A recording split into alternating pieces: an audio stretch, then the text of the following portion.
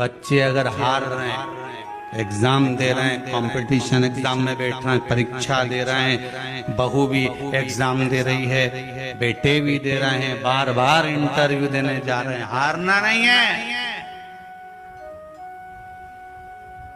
शंकर पर विश्वास रखो, भगवान शिव का स्मरण कर कर, शिव का अनुमोदन कर कर, शंकर का भजन कर कर, शिव नाम का स्मरण कर कर जाओ तो सही।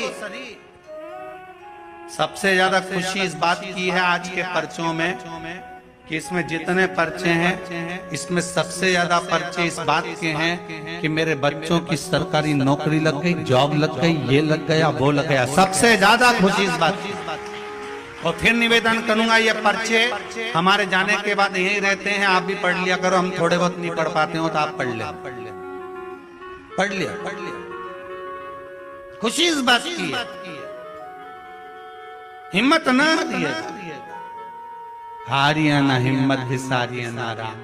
शंकर का अनुमोदन करते जाओ, शिव का स्मरण करते जाओ, भगवान की भक्ति को धारण करते जाओ, आगे बढ़ते जाओ।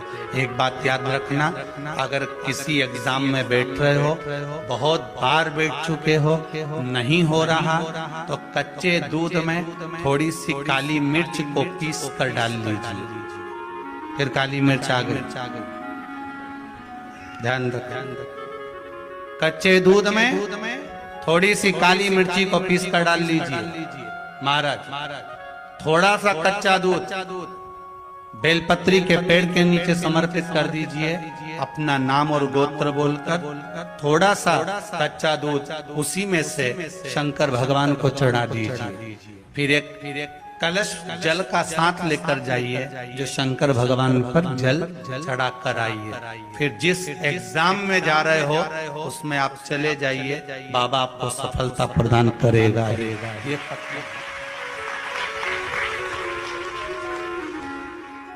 काली मिर्च शत्रुओं का नाश करती,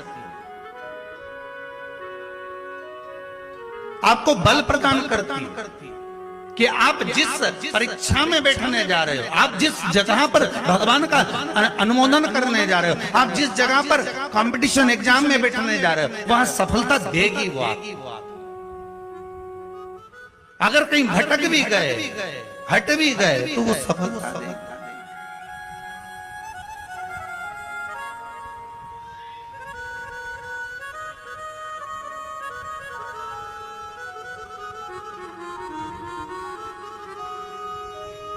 अभी कुछ दिन पहले की बात है, आगरा के अग्रवाल जी का बेटा, उनकी बहन ने फोन करा था कि गुरुजी से इतना बोल दो कि हमारा भाई वो कौन बनेगा, करोड़पति में जाना है, उसका नाम आना चाहिए और बिल्कुल बस पहुंच जाना चाहिए। तो आशीष जी ने खबर करी कि गुरुजी वो बच्चे का सब दूर हो गया है और अब वो बिल्कुल, वो कौन सी सीट होती है, हाँ बस समझ जाओ, क्योंकि हमारे को तो एक ही सीट मालूम है, ब्याज। तो उस सीट पर वो बैठेगा, गुरुजी उसका सब दूर हो गया, बस वो वहां तक पहुंच जाए, क्योंकि अब आखिरी है, उसमें भी बहुत सारे, तो उसमें तुरंत बस उसका आना चाहिए। तो आशीष बोले, हमने कहा बाबा का नाम लेकर जाएं, होगा, क्यों ना होगा, पर वहां तक तो पहुंच जाएगा वो। उसके बाद तो आशीष जी ने उनकी बहन को फोन कर कर कहा कि गुरुजी बोल रहे हैं वहां तक तो पहुंच जाएगा। उसके बाद तो कहा, उसके बाद तो मेरा भाई बड़ा, अब चिंता मत करो, बस वहां तक पहुंचा दो। उसके तो हमने कहा, आशीष बस बता दो, शिव जी का स्मरण करो, पहुंच गए।